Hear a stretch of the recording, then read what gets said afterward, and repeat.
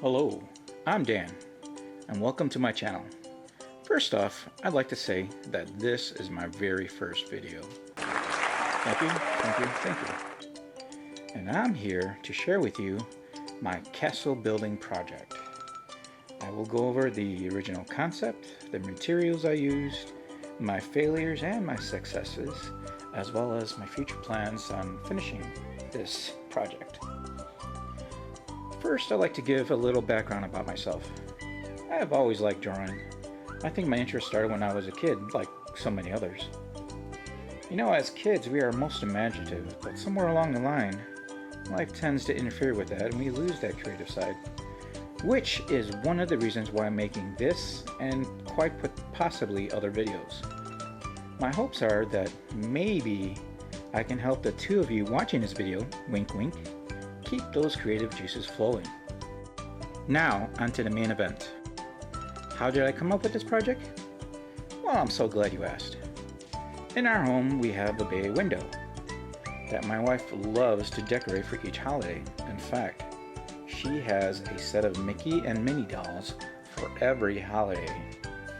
Valentine's Day, 4th of July, Halloween, Thanksgiving, and Christmas.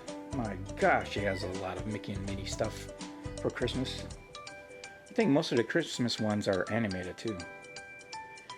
We also have 4 pesky dogs that like to jump in the bay window and just wreak havoc, as well as start pawing and scratching on the window. So that's why I built a fence to block it off. But the fence was kind of plain. That's when I came up with making the castle as a backdrop to go along with her decorating.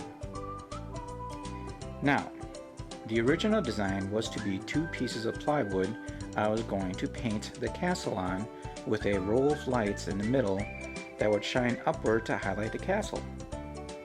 But the effect I was trying to get wasn't quite working out because light would be reflecting off a flat plane and not the details I would have painted. So little by little I started thinking of making those details more 3D. Until finally I came up with the idea of going half 3D by carving it out of XPS foam.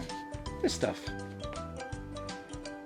Now, like so many of my projects, whether it's paintings or making things I'd never made before, I had to go through trial and error until finally I had a solid, reliable process to work with. And along the way, I also acquired better tools as well, from foam cutters to better sized Dremel bits to smaller files. Until I began the work, I kind of didn't know what I needed. I also refined certain techniques and found shortcuts, which is what I'm hoping to share with you hobbyists/artists today. XPS foam. So why XPS foam? Well, it's just the most workable material to use, from cutting to shaping and sanding to painting. With XPS foam, I made this for Secret Santa. This was a one-day build.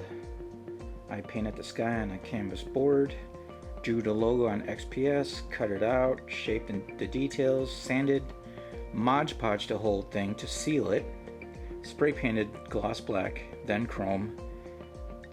In between the Mod Podge and each coat of paint, I had it sit in front of a fan in the garage. I had to use Mod Podge to prevent the spray paint from eating away at the foam. Since this was a rush job, it came out looking more like rough steel. Had I more time, I could have had a much smoother finish with better attention to the sanding and painting. I figured the best way to start would be to create separate sections and attach them, making one whole piece. I decided to make the first piece, which was the front entryway to the castle. This was one whole piece, and when I was done with it, I was actually pleased with the final product, mainly because how difficult it was to make. But looking back now, I see how the detail quality doesn't match up with the current progress. I now realize I should have broken up the main front section into several pieces.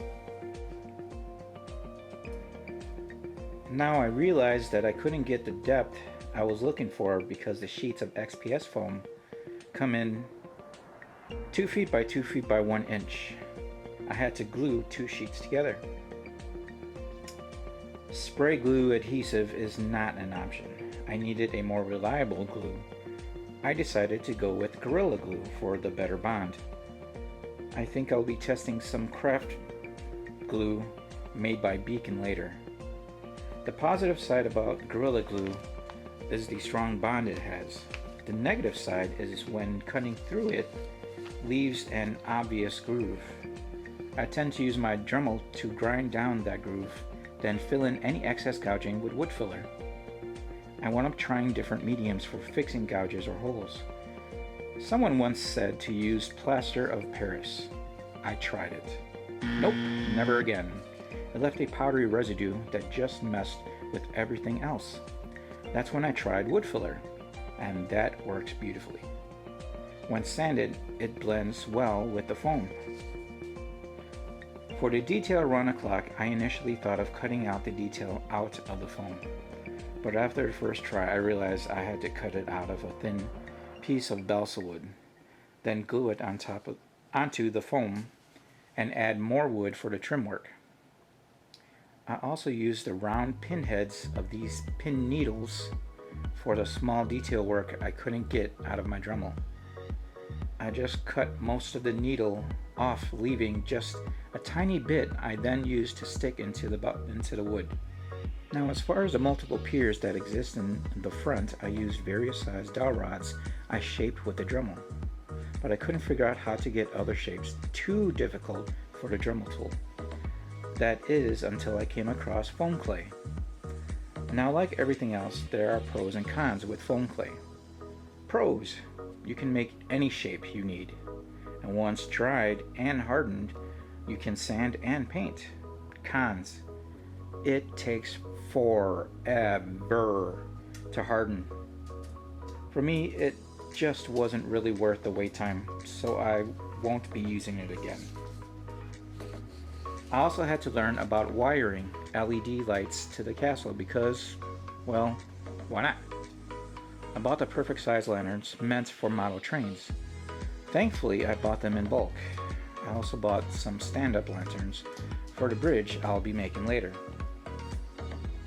Now, initially, I had finished the bottom half and left it in the front window, and somehow 2 of our little dogs made it through the fence and knocked down a portion of the wall and one of the lanterns. So now I have to be replacing one of the lanterns, which is no problem because I bought them in bulk, and reattaching the other wall. Now, aside from these fixes, I'll be fine-tuning the details of the 2 towers in front. How will I do this? Another good question. Well, I'll be using my handheld foam cutter and remove the top section at this point. Then remake them in 4 separate parts. Unfortunately, the only things I'll be reusing are the flagpoles. I'll also be replacing these to match the size of the others. Not sure if these details have a name. If anyone knows, please answer in the comments. Now, as you can see, I've already removed some, so it looks like I'll be doing some patchwork. Again, repaint, and then add new ones. And that's where I'm at. So how about we get started?